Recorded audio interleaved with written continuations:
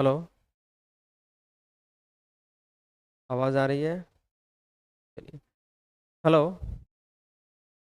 प्यारे साथियों, आप सभी का प्रार्थना एजुकेशन में स्वागत है। मैं सुजीत कुमार। आज हम लोग थ्योरी में नेक्स्ट चैप्टर स्टार्ट कर रहे हैं। आज का जो हमारा चैप्टर होगा, आवाज़ जा रही है? हम्म। आज का जो हमारा चैप्टर होगा वो होगा ट्रांसफार्मर। हम लोग अभी तक alternating current, magnet, DC generator और डीसी मोटर देख चुके हैं। ठीक है। इन सारे क्लासों को देखने के बाद आपका बेसिक कॉन्सेप्ट डेवलप हो गया होगा, है ना? इलेक्ट्रिकल इंजीनियरिंग के प्रति थोड़ा सा बेस आपका ज़रूर बन गया होगा। अब जैसे जैसे हम लोग आगे चलते जाएंगे, इन सारे बेसिक बातों को माइंड में रखेंगे और यह सारे बेसिक कॉन्सेप्ट वहाँ पे यूज़ होंगे। तो आज हम देखने वाले हैं ट्रांसफार्मर। क्या देखने वाले हैं? ट्रांसफार्मर। धीरे धीरे आप लोग का सिलेबस बढ़ता जा रहा है, ठीक है? तो चलिए हेडिंग लगाइएगा, ट्रांसफार्मर। क्या लगाइएगा हेडिंग? ट्रांसफार्मर।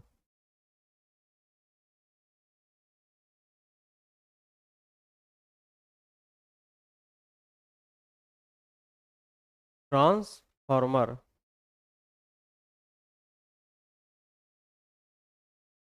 यह दो टाइप का, जब हम लोग पढ़ेंगे, दो टाइप का। एक सिंगल फेज ट्रांसफार्मर।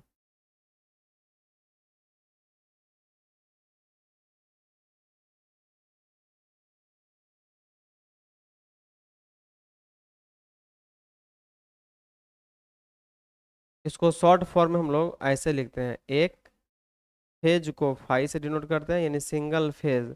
और ट्रांसफार्मर को शॉर्ट फॉर्म में हम लोग ऐसे लिखेंगे, सिंगल फेज ट्रांसफार्मर।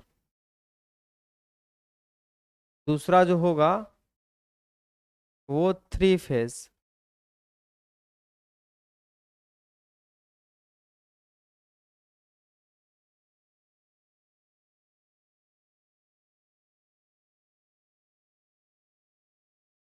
इसको शॉर्ट फॉर्म में हम लोग तीन लिखेंगे, फेज लिखेंगे और ट्रांसफार्मर लिखेंगे।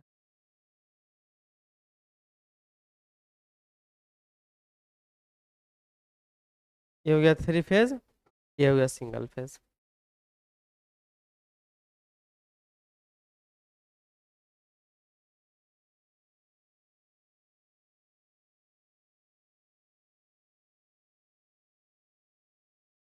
क्लियर हो गया?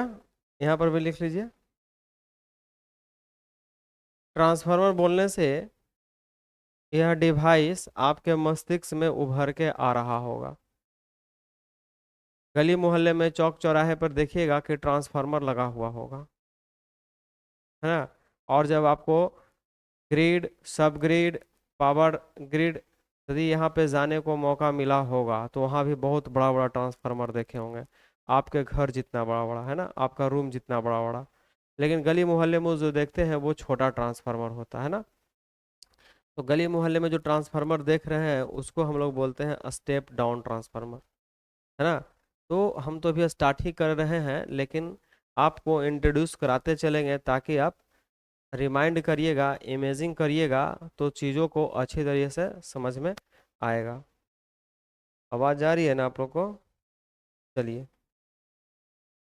तो देखिए, ट्रांसफार्मर है क्या, ये करता क्या है, किस प्रिंसिपल पे ये वर्क करेगा, इसका क्या इक्वेशन वगैरह होगा, इन सारे चीज़ों को हम लोग देखेंगे। इसको दो टाइप से पढ़ा जाएगा। पहला टाइप ये है कि यदि आप कहीं ना कहीं पढ़े होंगे तो आपको कॉन्सेप्ट क्लियर हुआ होगा, और यदि थोड़ा बहुत दिक्कत होगा तो दोबारा यदि यहाँ पर पढ़िएगा तो आपको क्लियर हो जाएगा। और दूसरी बात यह है कि कोई भी लड़का है ना, कहीं पढ़ता नहीं है और कोई बुक वगैरह से वो रट लेता है, तो उसमें होता क्या है कि थ्योरेटिकली बातें आप रट लीजिएगा, लेकिन उसके अंदर में जो वर्किंग प्रिंसिपल हो रहा होगा एग्जैक्ट, जिसको हम लोग बोलते हैं कि मैथमेटिकल टर्म उसमें इंक्लूड करना, तो वो यदि आपको कॉन्सेप्ट क्लियर हुआ या आया तो वो चीज़ों को बहुत अच्छे तरीक़ा से समझ पाइएगा। अदरवाइज आपको समझने में कठिनाइयाँ होगी और डायरेक्ट आप उसको रट लीजिएगा, ठीक है? तो एक्चुअली होता है क्या है कि मार्केट में ना बहुत छोटा छोटा बुक वगैरह मिलता है, नोट्स वगैरह मिलता है डिफरेंट टाइप का, डिफरेंट पब्लिकेशन का, और बोलता है कि इससे ज़्यादा और कुछ नहीं, ये पढ़ लिया आपका क्लियर हो गया।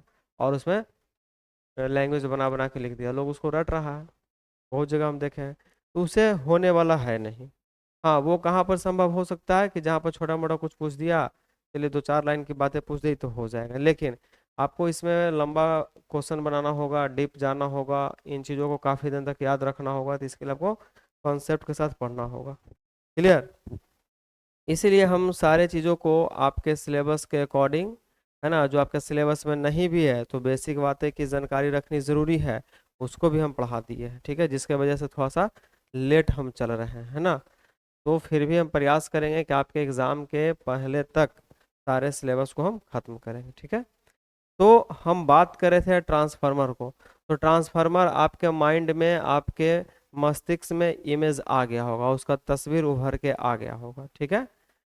तो चलिए अब उसको हम देखेंगे। तो अभी जो हम लोग पढ़ेंगे वो सिंगल फेज ट्रांसफार्मर पढ़ेंगे। क्या पढ़ेंगे?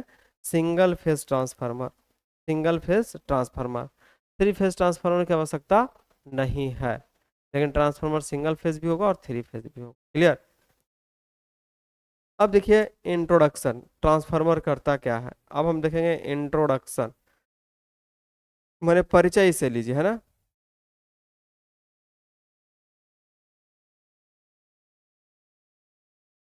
इंट्रोडक्शन,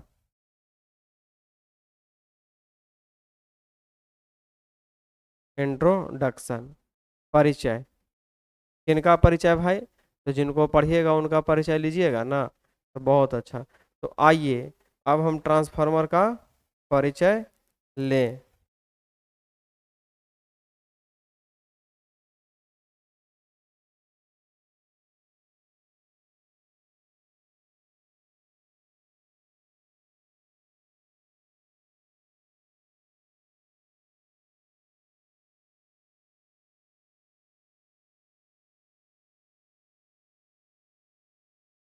चलिए,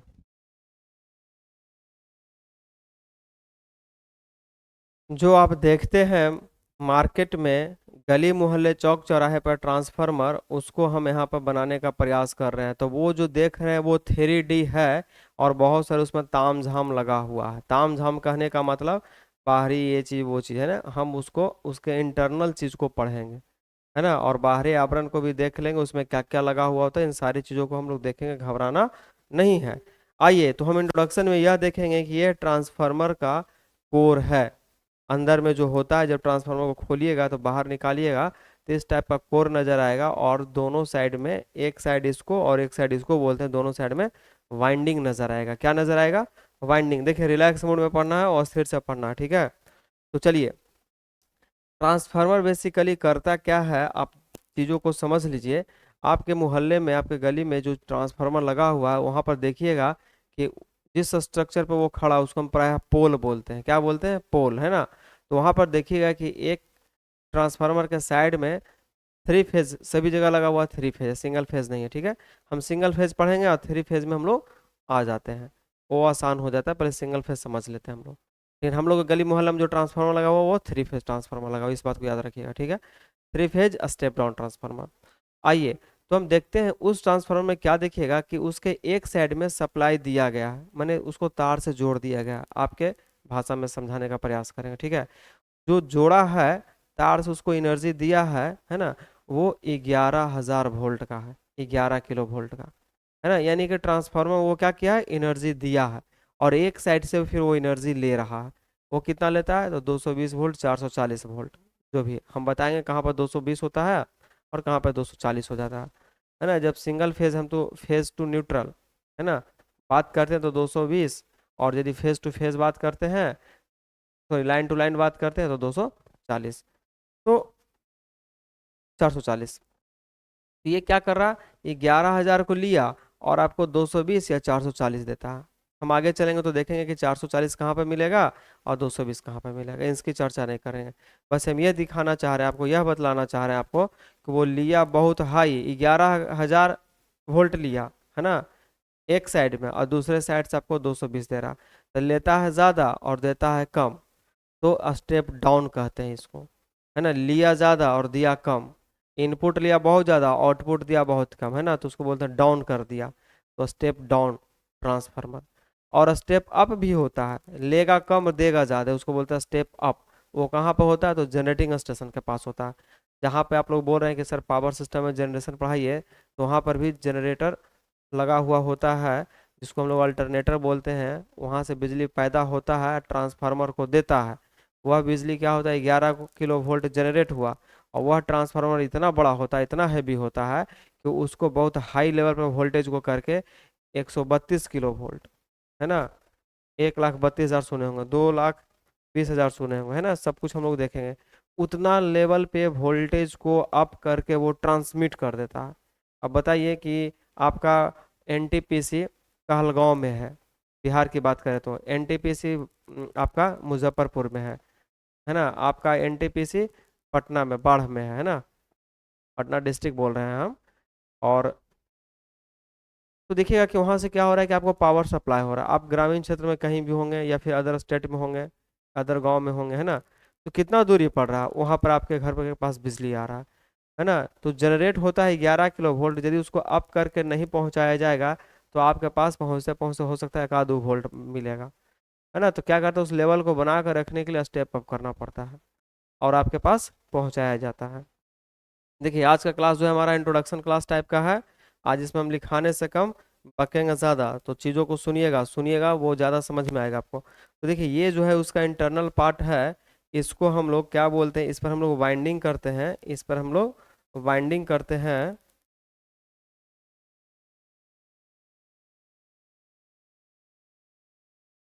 ऐसे, और ये साइड भी वाइंडिंग होता है।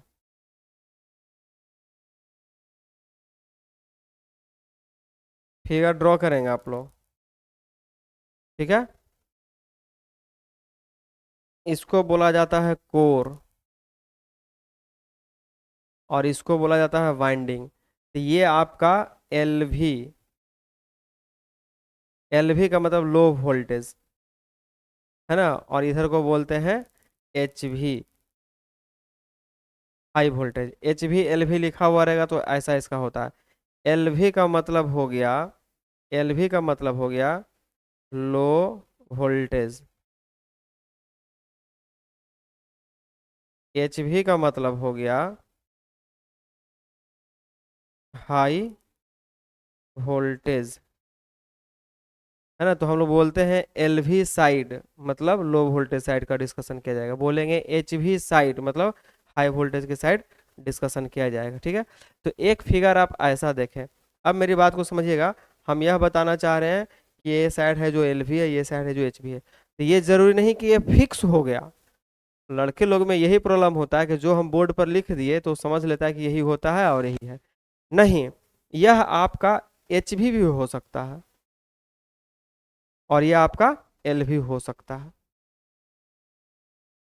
आया समझ में, मतलब दोनों साइड में जो हम अभी डाटा लिखे हैं, ये जरूरी नहीं है कि ऐसा ही होता है, ये हो सकता है। ये वाला डाटा इधर लिख सकते हैं, इधर वाला डाटा इधर लिख सकते हैं, मतलब दो साइड बाइंडिंग है। एक साइड के बाइंडिंग को आप एच भी बाइंडिंग बोलिएगा, और अदर साइड वाले बाइंडिंग को आप लोग एल भी बाइंडिंग बोलिएगा, लो वोल्टेज हाई वोल्टेज। आया समझ में। दूसरे टर्म में यह देखिएगा आप, आपको यह देखने को मिलेगा, चीजों को सिर्फ समझना है, अभी अभी तो कुछ करना ही नहीं है ना।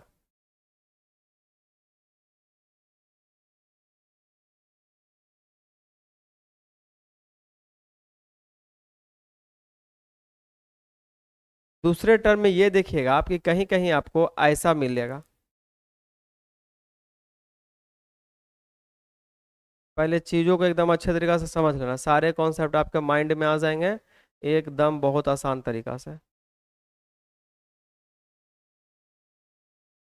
ट्रांसफार्मर हो, मशीन हो, ये पूरे इलेक्ट्रिकल सिस्टम हो, बहुत आसान तरीका से बता देंगे आपको, ठीक है। और कहीं कहीं देखिएगा आप, ध्यान से देखिएगा, इधर लिखा हुआ मिलेगा प्राइमरी, क्या लिखा हुआ मिलेगा, प्राइमरी, प्राइमरी साइड, है ना, और इधर मिलेगा सेकेंडरी साइड।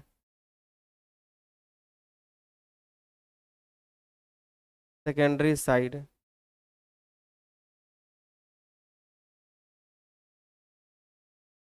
प्राइमरी साइड या सेकेंडरी साइड, है ना।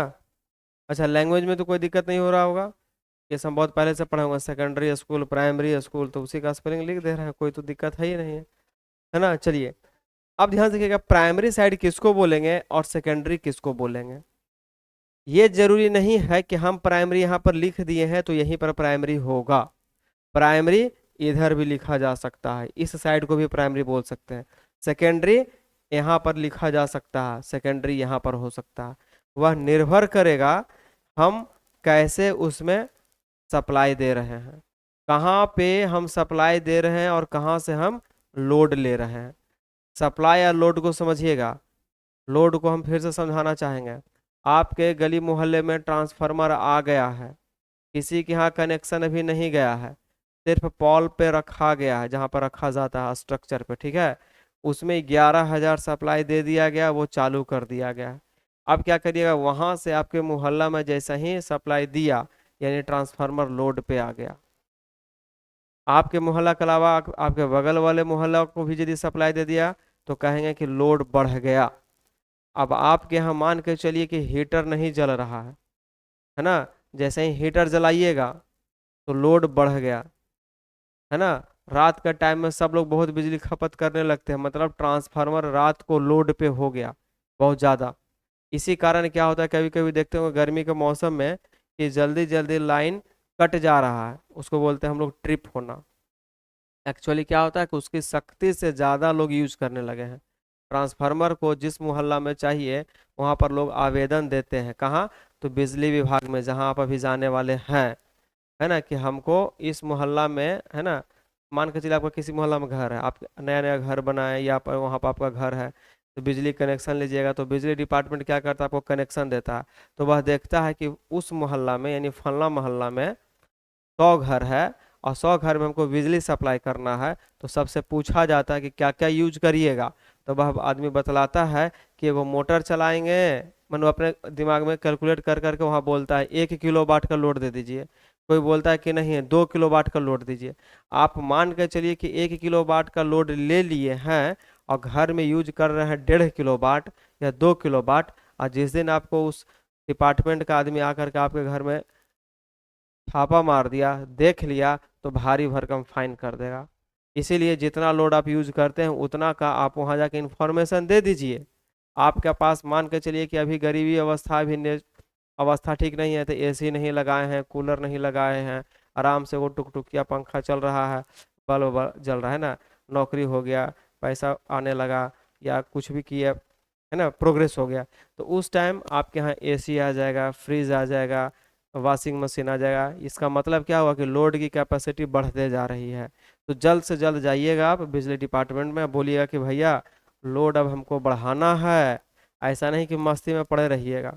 देखिए क्या होता है, लोड नहीं बढ़वाइएगा तो जो मोहल्ला में ट्रांसफार्मर ला कर लगाया है वो, तो उसी के अकॉर्डिंग लगा दिया है कि चलो भाई यहाँ मान के चलो कि 100 kVA का लोड चाहिए, 100 kVA लगा दो।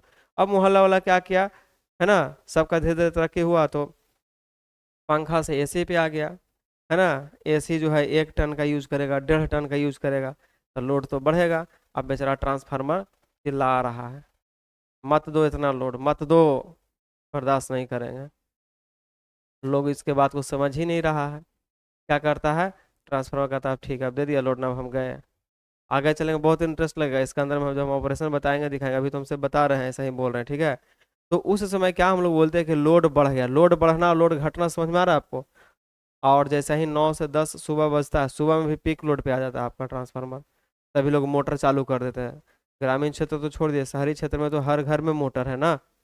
ग्रामीण क्षेत्र में जो कुआं है, चापाकल है, अब तो कुआं गायब हो गया, चापाकल भी गायब के समस्या पे है ना, वहाँ भी मोटर वगैरह चलने लगा है। तो सुबह सुबह भी लोड पड़ता है, जब सब लोग ऑफिस अपने घर काम पे चले जाते हैं तब जाकर लोड कम जाता है।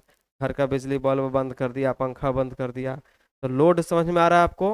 हम जब भी बोलेंगे लोड, ये एक लड़का को लोड समझाए थे तो वो बकवा समझ गया था कि अच्छा वो माथा पे कोई वजन रख ले वो लोड है, या कंधा पे कुछ टांग के ले जा रहे हैं वो लोड है। नहीं, यहाँ पर लोड, इलेक्ट्रिकल इंजीनियरिंग में लोड क्या है वो समझ में आ रहा होगा आपको, है ना। वो जो लोड आप बता रहे हैं या हम जो भी बताए कि माथे पर ले लो, कंधे पर ले लो, वो आपका फिजिकली है। है ना, मैकेनिकल लोड उसको हम लोग बोल सकते हैं। लेकिन इलेक्ट्रिकल लोड क्या है, आपके घर का पंखा, बिजली का बल्ब, है ना, हीटर, कूलर, ये सब लोड का सेंस है। तो आपको समझ में आ रहा होगा लोड, आई बात समझ में आई। अब आइए हम सप्लाई समझा रहे हैं, तो हम वही समझा रहे थे कि यह जो प्राइमरी है, प्राइमरी साइड उसको बोलेंगे। अब ध्यान से देखिएगा यहाँ पे क्या कर रहे हैं, यहाँ पे हम सप्लाई दिए। देखिए चिड़िया की तरह सिंबल बनाइएगा, चिड़िया की तरह सिंबल बनाने का मतलब हो गया कि एसी सप्लाई देना। क्या देना, एसी सप्लाई देना। यानी मान के चलिए कि 11,000 जो भी हम लोग बोल रहे हैं 11,000 वोल्ट, तो इसको ऐसे करके 11 के भी लिखते हैं, बात एक ही है, 3 जीरो के बदले के लिख दी है ना। तो 11,000 वोल्ट इसमें सप्लाई दिया गया, ध्यान से देखिएगा, और यहाँ से लोड लिया गया। मेरी बात को समझिएगा, लोड लिया गया, लोड, लोड का मतलब आपके घर में ये गया, आया समझ में। तब देखिएगा, तो जहां पर हम सप्लाई देते हैं उस साइड को प्राइमरी बोलेंगे, और जहां से लोड लेते हैं उसको हम लोग सेकेंडरी बोलते हैं। तो प्रायः इस टाइप से फिगर बना हुआ आपको मिलेगा, लेकिन जरूरी नहीं है कि यही चीज होगा। ये भी हो सकता है ना, कोई बोल देगा कि नहीं हम यहाँ से सप्लाई दे देंगे या यहाँ से लोड ले लेंगे, तो जैसे ही सप्लाई यहाँ से दीजिएगा तो प्राइमरी ये कहलाएगा। आइए नेक्स्ट फिगर पे हम बता देते हैं आपको। एकदम ये सब छोटा छोटा कन्फ्यूजन रहता है लड़का लोग को, इतना कन्फ्यूजन रहता है कि वो हमको कन्फ्यूज कर देता है, ठीक है। लेकिन आज जब पढ़ लीजिएगा तो आपको कन्फ्यूजन जिंदगी में नहीं रहेगा, ये सब छोटा छोटा चीज का, ठीक है।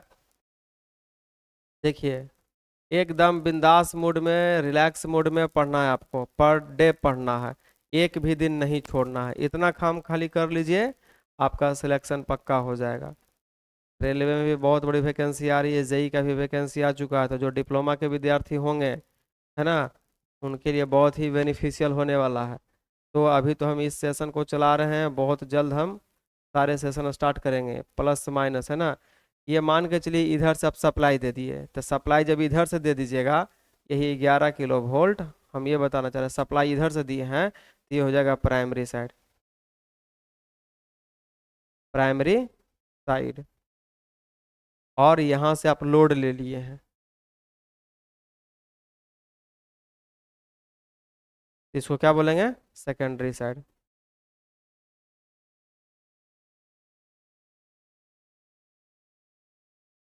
कोई दिक्कत, तो ये आपका चेंज हो सकता है, एक एक बात को समझिएगा, इसीलिए हम बता दें पूरा बेसिक से समझाएंगे कि दिक्कत होगा नहीं, एक बार पढ़िएगा दोबारा पढ़ने की आवश्यकता नहीं, ठीक है। तो आपका प्राइमरी साइड और सेकेंडरी साइड वो चेंज हो सकता है, प्राइमरी साइड और सेकेंडरी साइड क्या हो सकता है, चेंज हो सकता है। प्राइमरी किधर बोलेंगे, तो जिधर से हम सप्लाई देंगे वही हमारा प्राइमरी होगा, चाहे हम इधर से इसमें हम सप्लाई दे दें चाहे इधर से सप्लाई दे दें। एक बात को याद रखिए, प्राइमरी का मतलब हमको सप्लाई देना है, जिस साइड से आप सप्लाई दीजिएगा वह साइड प्राइमरी कहलाएगा, और जहां से आप लोड लीजिएगा वह साइड सेकेंडरी कहलाएगा। क्लियर हुआ।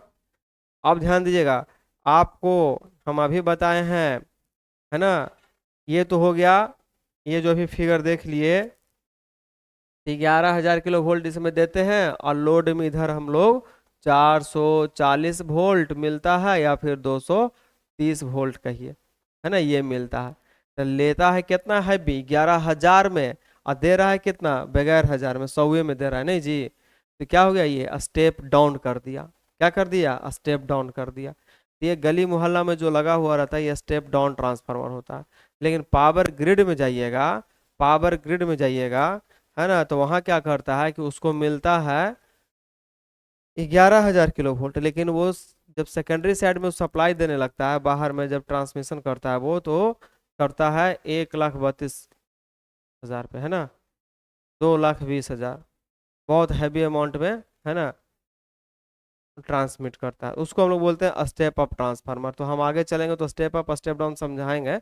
अभी आपको हम यह समझाना चाह रहे हैं एलवी किसको बोलेंगे, एचवी किसको बोलेंगे। तो पहली बात यह समझ लीजिएगा, है ना, कि कम अमाउंट का डाटा है तो एलवी है, हाई अमाउंट का डाटा है एचवी है। तो जिधर कम अमाउंट का रहेगा उसको एलवी साइड बोलेंगे, जहां पर हैवी अमाउंट का रहेगा उसको हम लोग एच वी साइड बोलेंगे। क्लियर हुआ? ये आपका कोर है और यहाँ पर वाइंडिंग किया हुआ, तो लो वोल्टेज वाइंडिंग भी बोलते हैं इसको, या फिर इसको हम हाई वोल्टेज वाइंडिंग भी बोलते हैं। साइड भी बोल सकते हैं, वाइंडिंग भी बोल सकते हैं, घबराना नहीं है ना। बहुत जगह एल भी बाइंडिंग बोलेगा, बहुत जगह एच भी बाइंडिंग बोलेगा, या फिर एच भी साइड बोलेगा। एक ही बात है, घबराना नहीं है। एल भी साइड लिख देते हैं और एच भी साइड। आया समझ में? दूसरी बात हम आपको ये समझा दिए है ना कि प्राइमरी और सेकेंडरी, प्राइमरी किसको बोलेंगे, सेकेंडरी किसको बोलेंगे, वो समझ में आ गया। जहां से इसमें हम लोग सप्लाई देंगे, इस ट्रांसफार्मर को सप्लाई दिया जाता है, तो जहां से इसको सप्लाई देंगे है ना, एनर्जी दे, इसको एनर्जी देंगे हम, यहाँ से देंगे, यहाँ से एनर्जी हम लेंगे, तो जहां से इसको एनर्जी देंगे यानी सप्लाई देंगे उसको बोलेंगे प्राइमरी साइड, और जहां से आप लोग लोड लीजिएगा उसको बोलिएगा सेकेंडरी साइड। बात समझ में आई? और यह दोनों चेंज हो सकता है। क्या चेंज हो सकता है? ये जो फिगर बनाए हैं, ये फिगर हमेशा आपके माइंड में रहना चाहिए, और प्रायः बुक में और प्रायः सभी जगह हम इसी चीज़ को देखते हैं। लेकिन कंपटीशन में कुछ भी कर सकता है, और किया भी है, तो लड़के लोग का दिमाग घूम जाता है ना। क्या कर दिया था कि यहाँ से लोड ले लिया था, यहाँ से सप्लाई दे दिया था, तो लड़का लोग यहीं पर प्राइमरी जमा हुआ है कि सर तो यहाँ पर प्राइमरी लिख दिए थे, प्राइमरी इधर हो ही नहीं सकता है। तो ऐसा बात नहीं है, आपको यह देखना है कि उसमें लोड कहाँ से लिया जा रहा है और सप्लाई कहाँ से दिया जा रहा है। सप्लाई जहाँ दिया जा रहा है उसको प्राइमरी साइड बोल देंगे, और जहाँ से लोड लिया जा रहा है वहाँ पर हम लोग सेकेंडरी साइड बोल देंगे। तो आपको ये फिगर भी याद रखना है और इस फिगर को भी याद रखना है। यहाँ तक क्लियर हुआ? बात समझ में आई? और यदि यह बात समझ में आ गया होगा तो हम अब आगे चलेंगे और इसके अंदर की बात को देखेंगे, ठीक है। तो आइए अब हम चलते हैं मुख्य बिंदु पे। यहाँ तक क्लियर हो गया? यानी आप एल भी साइड एच भी साइड समझ गए होंगे, आप प्राइमरी और सेकेंडरी भी समझ गए होंगे, और आप ये भी समझ गए होंगे कि किधर से हम सप्लाई देते हैं किधर से लोड लेते हैं। क्लियर बात हुई? बस इतना छोटा छोटा पॉइंट को समझना है। अब हम आगे चलेंगे तो आएंगे इस मुद्दे पे।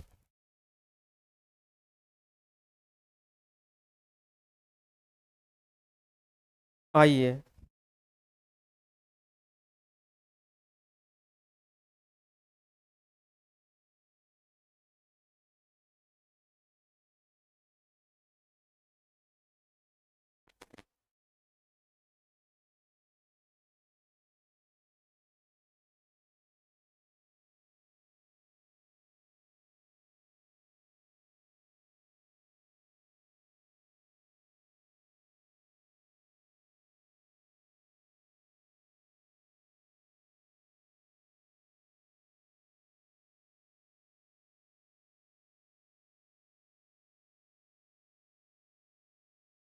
यहाँ पे क्या किए हैं हम, सप्लाई दे दिए हैं भी वन, वन जो है प्राइमरी को शो करेगा, ठीक है। अब देखिएगा ये सर्किट पूरा क्लोज है, नहीं यहाँ से तार को लाए हैं ऐसे ऐसे ऐसे ऐसे लपेट दिए हैं, टर्न बोलेंगे, और बाहर निकाल दिए, ठीक है। ये हो जाएगा आपका एन वन, एन का मतलब टर्न हो गया, वन का मतलब प्राइमरी को शो करेगा, है ना। यहाँ से सर्किट क्लोज है तो यहाँ से करंट भी जाएगा, इस करंट को हम लोग बोलेंगे आई वन। क्लियर? और यह ऐसे ऐसे कंप्लीट करते हुए बाहर निकल जाएगा। यहाँ तक यदि बात समझ में आ गई होगी तो हम लोग आगे बढ़ेंगे। क्लियर? आइए, जब ये साइड हम लोग आते हैं तो देखते हैं, यहाँ पर भी बाइंडिंग कर लीजिए।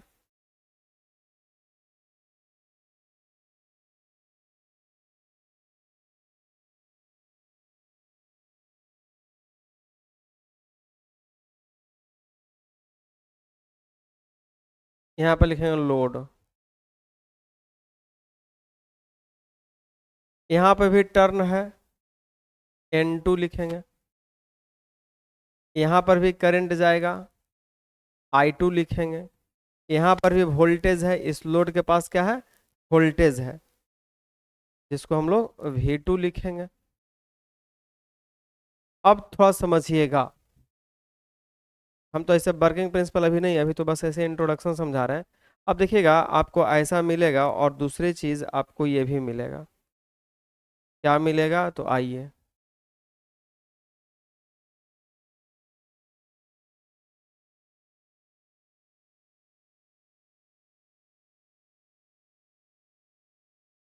बीच में जो ग्रीन कलर का हम अभी लाइनिंग दे रहे हैं इसके बारे में समझिएगा।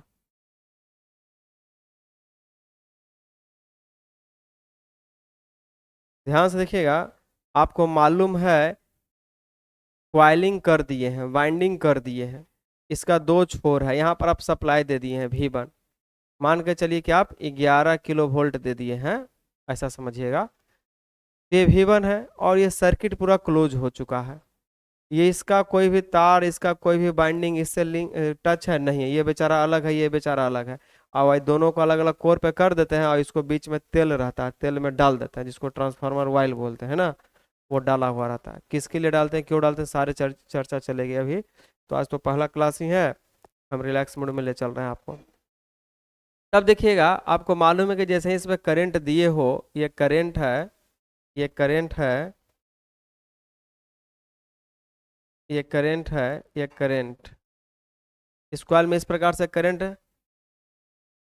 जा रहा है, बाहर निकल गया। तो आपको मालूम है, हम मैग्नेट में पढ़ा दिए कि किसी भी कंडक्टर में करंट फ्लो कराइएगा तो उस कंडक्टर में फ्लक्स डेवलप हो जाएगा। क्या डेवलप हो जाएगा, फ्लक्स। तो फ्लक्स के डायरेक्शन को और करंट के डायरेक्शन को दिखाने के लिए right hand thumb rule use करते हैं। तो जिसमें आपको यह बतलाए थे कि राइट हैंड जो है आपका थंब करंट के डायरेक्शन को, तो रेस्ट फिंगर फ्लक्स की दिशा को दिखाएगा।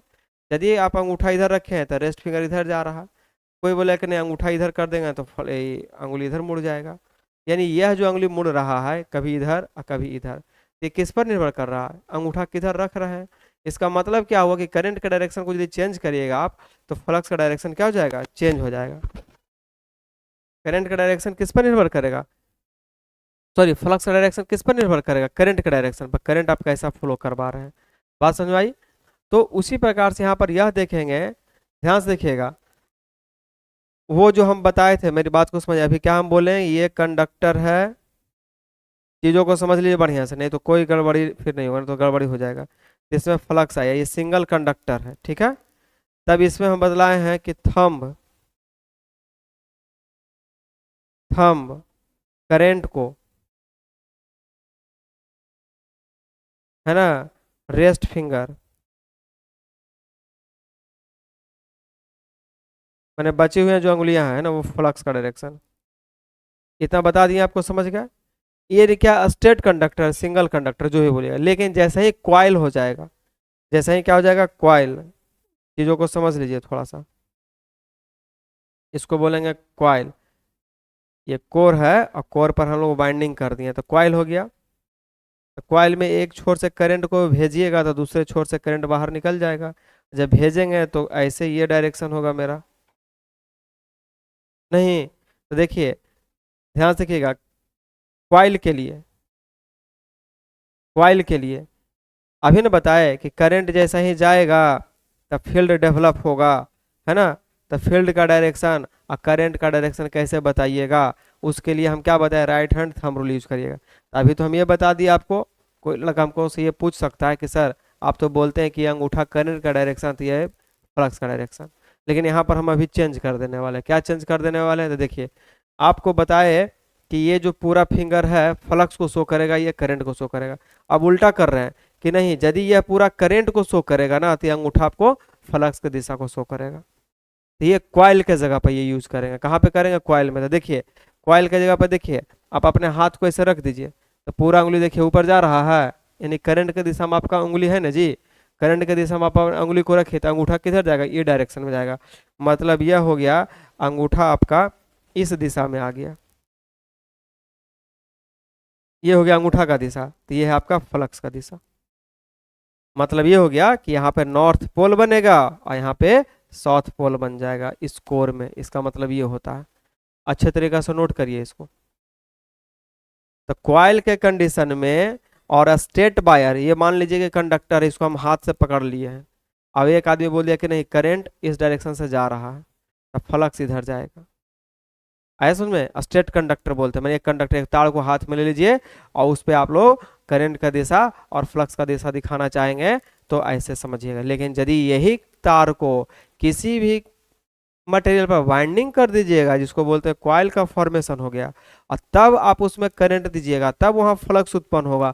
तब दोनों का डायरेक्शन बतलाने के लिए आपको राइट हैंड का यूज करेंगे, लेकिन वहां पर कॉन्सेप्ट क्या चेंज हो जाएगा कि यह जो करंट बता रहा था अभी फ्लक्स की दिशा को बताएगा, यह फ्लक्स की दिशा को बता रहा था, यह अब करंट की दिशा को बताएगा। दोनों का रोल सिर्फ चेंज हो जाता है, कॉन्सेप्ट वही है। ऐसा समझ में? तो इसी प्रकार से यहां पर जो आप देखिएगा, यही चीज हम ऐसे उठा करके ऐसे रख दिए हैं। तो यहाँ पर भी देख लीजिए आप कि आपको आपका हाथ राइट हैंड को ही ऐसे रखिएगा, अपने राइट हैंड को ऐसे रखिएगा और कॉपी पर लिखिएगा आप लोग इन सारी चीजों को। तो देखिए ये दिशा आपका करंट का दिशा हो गया, नहीं, एरो का निशान करंट है, तो अंगूठा फ्लक्स को शो करेगा, मतलब यहाँ से फ्लक्स ऐसे पास करेगा, ये फ्लक्स का दिशा है, ये आपका फ्लक्स का दिशा है। आया समझ में? फ्लक्स का दिशा है, ये फ्लक्स का दिशा है, इसको हम लोग आई बोलेंगे। क्या बोलेंगे? आई, आई एम मैक्सिमम फ्लक्स। यही फ्लक्स क्या करेगा, ध्यान से देखिएगा, मेरी चीज को समझ लीजिए, यहाँ पर पूरा समझ, एक तरह से कॉन्सेप्ट ही आज बता दे रहे हैं, कल लिखाना वाला काम करेंगे। यही जो फ्लक्स है ये आगे जा रहा है, आगे जा रहा है, इसमें जैसे ही आया तो ये देख लिया कि अच्छा वो यहाँ भी कंडक्टर है, कॉइल है, इसको लिंक करेगा और ये पूरा पथ इस तरह से बनाए रखेगा। यह कोर है, कोर में यह फ्लक्स जा रहा है, यह फ्लक्स ही क्या करता है, यहाँ के पावर को ट्रांसफर करता है यहाँ। देखिएगा, इस वाइंडिंग का इस वाइंडिंग से कोई कनेक्शन नहीं है, डायरेक्ट तार नहीं जुड़ा हुआ, कैसे जोड़ दो और पिलास से कस दो, प्लायर जिसको बोलते हैं, गांव घर के भाषा में बोलते हैं पिलास लाओ, प्लायर बोला जाता है, नहीं, इंजीनियरिंग लैंग्वेज में हम लोग बोलते हैं स्क्रू ड्राइवर, लेकिन बोलते हैं लाओ स्क्रू कसेंगे, लाओ तो स्क्रू पा कस देते हैं जी, ऐसे बोला जाता है, लेकिन हम लोग बोलेंगे इंजीनियरिंग लैंग्वेज में, नहीं।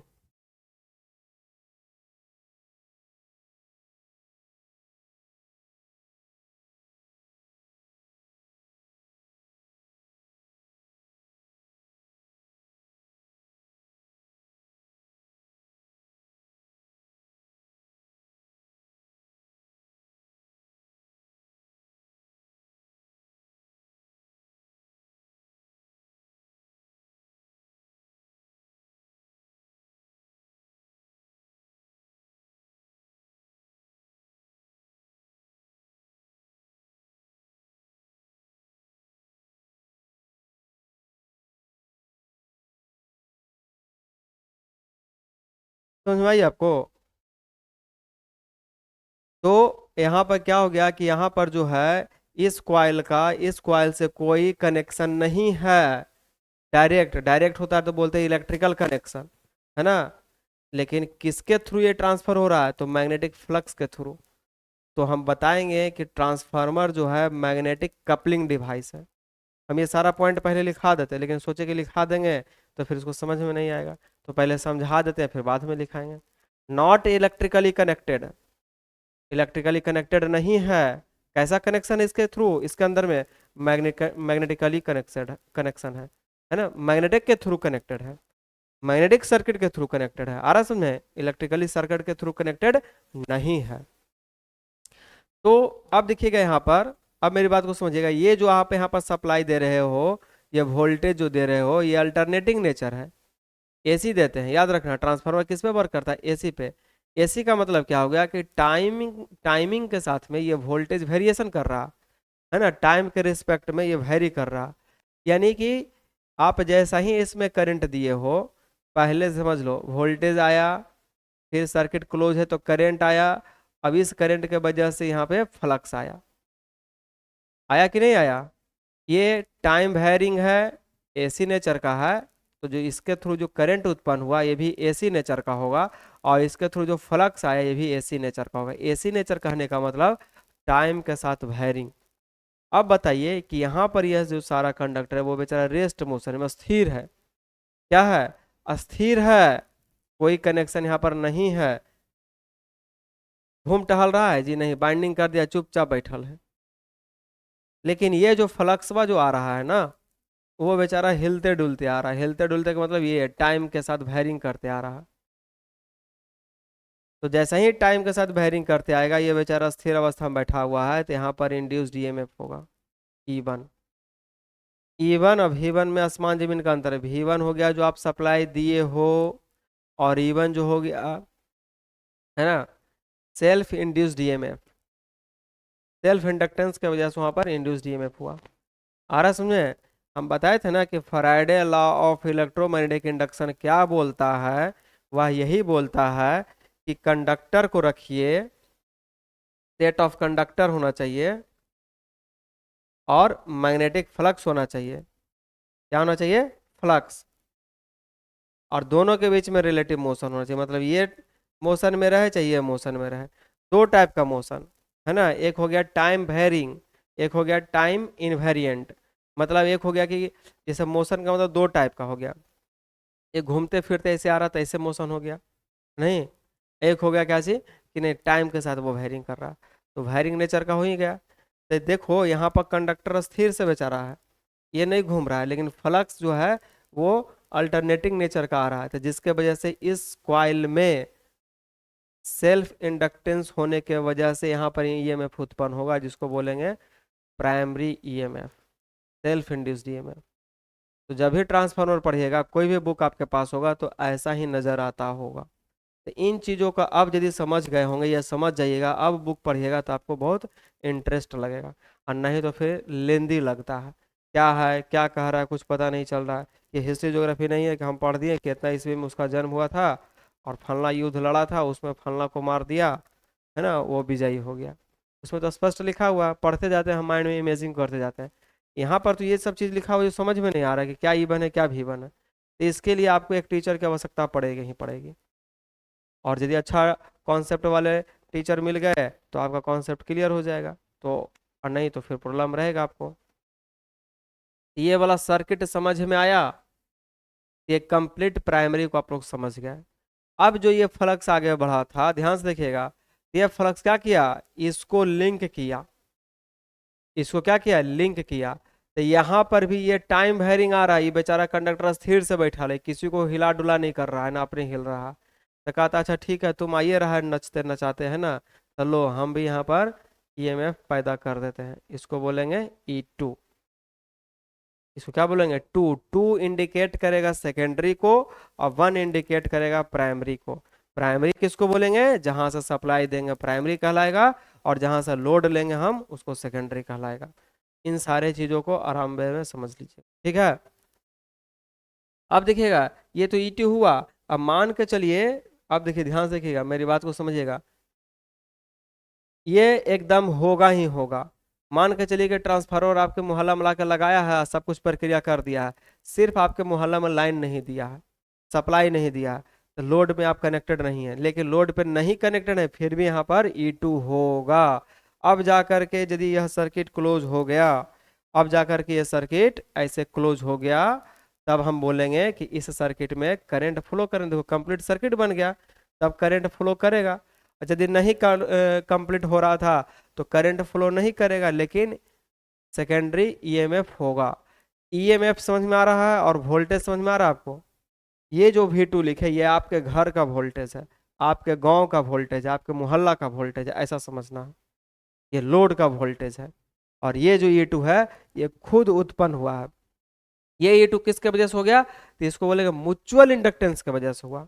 म्यूचुअल इंडक्टेंस किसको बोलते हैं, तो इसके फ्लक्स के वजह से यहाँ पर हो रहा है, तो इसको बोलते हैं म्यूचुअल।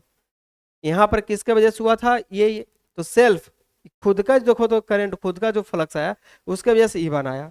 लेकिन यह फ्लक्स आगे बढ़ते गया, इसको लिंक कर दिया, यहाँ पर भी उत्पन्न कर दिया। तो सेकेंडरी साइड में जो इंड्यूस्ड ईएमएफ होता है, वो म्यूचुअल फ्लक्स के वजह से होता है। आया समझ में?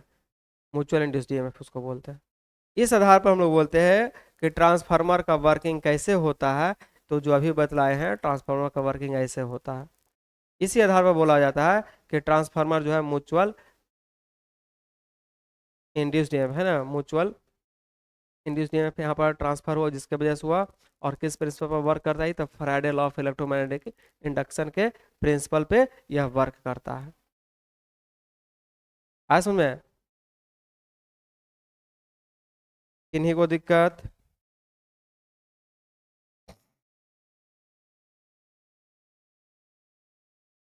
अब मेरी बात को समझिएगा। अब आप चाहिएगा कि जितना यहाँ पर हम पावर दिए हैं उतना ही पावर यहाँ मिल जाए। अब मेरी बात को समझिए, ट्रांसफार्मर में एक भी ऐसा पार्ट नहीं है जो मोशन में होने वाला, मूवेबल है, कोई मूवेबल पार्ट यहाँ नहीं है। तो आप बताइए, मूवेबल पार्ट नहीं है तो जो रोटेशन के वजह से लॉस हो रहा था यहाँ तो लॉस नहीं होने वाला है। तो जाहिर सी बात है कि जो मशीन रोटेशन वाला है, रोटेटिंग करने वाला, वहां पर लॉस ज्यादा हो रहा होगा, यहाँ पर लॉस कम हो रहा होगा। तो लॉस जैसा ही कम जाएगा वैसा ही एफिशिएंसी बढ़ जाएगी। अदर मशीन के रिस्पेक्ट में इस मशीन का एफिशिएंसी बहुत ज्यादा होता है। सिंपल सी बात है। तो बोलेगा क्यों, तो सीधा एक ही बात बोलना है यहाँ पर कि यहाँ पर मैकेनिकल लॉस जीरो है। मैकेनिकल लॉस करने में मतलब रोटेशन वाला पार्ट है ही नहीं है। जो भी लॉस यहाँ होगा तो वो आयरन लॉस होगा, ये आयरन का जो कोर बनाए हैं इसी के वजह से यहाँ पर लॉस होगा, यानी एडी करंट लॉस और हिस्टैरिसीस लॉस होगा। बातें समझ में आ रही है आपको? तो ट्रांसफार्मर को हम लोग क्या बोलते हैं, है ना, कि ये Friday law of electromagnetic induction पर वर्क करता है। और यहाँ जो फ्रीक्वेंसी हम लोग दिए थे यही फ्रीक्वेंसी आपको यहाँ पर भी मिलता है। 50 हर्ज, ये जो 11,000 वोल्ट जो दे रहे हैं वो फ्रीक्वेंसी हम लोग 50 हर्ज पे सप्लाई करते हैं, है ना। तो यहाँ पर जो भी फ्रीक्वेंसी आएगा वो 50 हर्ज के थ्रू आएगा। यहाँ पर जितना फ्लक्स था यही फ्लक्स यहाँ पर भी आएगा। तो इसको बोला गया है कि कांस्टेंट फ्रीक्वेंसी डिवाइस है, यानी फ्रीक्वेंसी को चेंज नहीं करता है, पावर को भी चेंज नहीं करता है, ये सिर्फ क्या कर रहा है, ट्रांसफर कर रहा है। ध्यान से, सब कुछ को ये ट्रांसफर करता है, यहाँ से यहाँ कर दिया या यहाँ से यहाँ कर देता है। ऐसा नहीं कि कंप्लीट ये चेंज करता है। मतलब इसमें इनपुट जो आप दिए एक तरह से समझिए कि क्या है, इनपुट है, यहाँ से क्या मिलेगा आपको, आउटपुट मिलेगा। तो इनपुट भी आप इलेक्ट्रिकल दे रहे हो, आउटपुट भी आपको इलेक्ट्रिकल मिल रहा है। तो ये कंप्लीट एनर्जी कन्वर्सन डिवाइस नहीं है। कंप्लीट एनर्जी कन्वर्जन कौन कर रहा था, इसके पहले हम लोग पढ़े थे मोटर, इसके पहले पढ़े हम लोग जनरेटर, वो कर रहा है। जनरेटर क्या कर रहा है कि मैकेनिकल को कंप्लीट कन्वर्ट कर दे रहा है इलेक्ट्रिकल में। मोटर क्या कर रहा है, उसको दे रहे हैं हम लाइन यानी इलेक्ट्रिकल और वो घूमने लगा, वो कंप्लीट हमको मैकेनिकल कन्वर्ट कर दिया। लेकिन ट्रांसफार्मर क्या करता है, देते हैं इलेक्ट्रिकल, ये भी हमको इलेक्ट्रिकल देता है। आए समझ में? तो इसीलिए इसको हम लोग मशीन नहीं बोलते हैं, डिवाइस करके बोला गया। ट्रांसफार्मर जो क्या है, एक डिवाइस है। क्यों? क्योंकि इसमें रोटेटिंग पार्ट नहीं है और कंप्लीट रोटेटिंग तो छोड़ कंप्लीट एनर्जी कन्वर्सन डिवाइस नहीं है। ये चेंजिंग इंटरनली इलेक्ट्रिकली ही करता है समझ में? तो ये पावर को क्या करता है, ये ट्रांसफर करता है, फ्रीक्वेंसी को कांस्टेंट रखता है और फ्लक्स भी हमारा कांस्टेंट होता है। ठीक है, इन सारे चीज़ों को आप अपने माइंड में रखिएगा भी। हम आज यहीं तक क्लास को लेना पड़ेगा, टाइमिंग ज़्यादा होने वाला है। और हम क्या करेंगे कि अगले क्लास में जब आएंगे तो हम सारे पॉइंट्स को नोट करवाएंगे पहले। आज वो सिर्फ हम समझाने का प्रयास किए हैं कि किसको क्या बोलते हैं नहीं बोलते। ठीक है, आप पहले समझिए तब फिर लिखिए। क्लियर? तो आज के जो क्लास जो हुआ, आज का जो क्लास में हम लोग यही देखे कि ट्रांसफार्मर जो हम लोग देखें दो टाइप का, single phase, three phase. Single phase का डिस्कशन करेंगे। इसका इंट्रोडक्शन में आए तो हम बताएं कि इस टाइप को कोर बोलते हैं, और आगे चलेंगे तो देखेंगे इसको लिम्ब बोला जाता है ना। अभी कंस्ट्रक्शन देखेंगे, इसका वर्किंग प्रिंसिपल देखेंगे और फिर हम इसका इक्वेशन वगैरह देखेंगे, आगे बढ़ जाएंगे, है ना। तो कल हम बताएंगे। तो हम बताया भी है कि यहाँ पर बाइंडिंग होता है, एक बाइंडिंग यहाँ पर होता है, इसको एल भी बाइंडिंग बोल सकते हैं, इसको एच भी बोल सकते हैं, ये भी एल भी हो सकता है, ये भी आपका एच भी हो सकता है। कन्फ्यूजन कहाँ कहाँ पे होता है उस चीज़ को हम अभी दूर करने के लिए चाहे हैं। देख लीजिए, इस प्रकार से बाइंडिंग रहेगा, प्राइमरी साइड बोला जाएगा, यहाँ को हम लोग सेकेंडरी बोलेंगे। प्राइमरी किसको बोलेंगे, जहाँ से सप्लाई देंगे प्राइमरी बोलेंगे, जहाँ से लोड लेंगे वहाँ पर हम लोग सेकेंडरी बोलेंगे। ठीक है, अब आइए हम ये फिर बताए कि नहीं ये चीज़ बात को चेंज भी कर सकते हैं। कन्फ्यूजन नहीं रखना कि नहीं वही प्राइमरी होगा, ये नहीं। आप लोड कहाँ से देना, जहाँ से देना दे दीजिए, लेकिन जहाँ से दीजिएगा, जिस साइड से दीजिएगा उसको हम लोग प्राइमरी साइड बोलेंगे, ताकि लड़के लोगों को कन्फ्यूजन नहीं रहे। नहीं तो क्या होता है एक्चुअली में ये रटे हुए रखता है, और जैसे ही बोल देते हैं फिगर चेंज कर देते हैं, बोलते हैं ये प्राइमरी होगा, कहता ना ना यही तो प्राइमरी होता है। तो ये कन्फ्यूजन नहीं होना चाहिए, जब एक बार पढ़ेंगे कन्फ्यूजन दूर होना चाहिए। उसके बाद हम आपको ये बता दिए कि ये साइड में देखिए ये हलचल होता है, और इसकी वजह से यहाँ पर ये हलचल होता है। तो मोटे तौर पे आपके माइंड में, आपके मस्तिष्क में इन सारे कॉन्सेप्ट को, है ना, अभी दिया गया है। तो आप इसको इमेजिंग करेंगे तो आप ऐसा ही पाएंगे और आपको अच्छा लग रहा होगा कि हाँ कुछ कुछ ऐसा ही होता है। तो अभी तो ये आज स्टार्ट है, अभी इसको लिखाना है और इसके अंदर में बहुत सारी गहराइयाँ हैं और बहुत ही इंटरेस्ट लगेगा, बहुत ही मज़ा आ जाएगा। जब एक बार इस सब्जेक्ट में हम रुचि डेवलप कर देंगे, आपके पास कोई भी पुस्तक होगा, कहीं से भी कुछ भी बहुत मन लगेगा, पढ़िएगा, सब क्वेश्चन बन जाएगा। ठीक है, तो इन सारे फिगर को अभी नोट कर लेंगे आप लोग, और हम अगले क्लास में आएंगे तो आगे फिर और ले चलेंगे। क्लास कैसा लगता है फीडबैक जरूर दीजिएगा, अपने दोस्तों के बीच में शेयर जरूर करिए, और कमेंट बॉक्स में जरूर लिखिए कि क्या और आपकी आवश्यकता है। बहुत सारे स्टूडेंट का हम देखें मैसेज आया है, कमेंट आया कि sir power system, power system, ये और इंडक्शन थोड़ा सा खत्म करने दीजिए वो, तो फिर पावर सिस्टम ले आएंगे। बात है समझ में, क्योंकि ये बहुत बड़ी चीज़ होती है। जब ये समझ में आ जाएगा, यहाँ से मेजर क्वेश्चन आता है, फिर पावर सिस्टम पे आ जाएंगे। ठीक है, तो आज क्लास हम यहीं पर समाप्त करते हैं। हाँ, और मॉर्निंग में जो है आपका 8 बजे आपका चल रहा है ऑब्जेक्टिव का सुपर 30 MCQ सीरीज, उसको जरूर देखिए, उसमें मिस्टेक ना करें, तो फिर आपका सिलेबस, आपका तैयारी अधूरा रह जाएगा। आपके लिए बहुत मेहनत कर रहे हैं, आपको मेरी सपोर्ट की आवश्यकता है। जहाँ पे प्रॉब्लम हो आप हमें ज़रूर बताएं। मिलेंगे अगले क्लास में। थैंक यू, जय हिंद।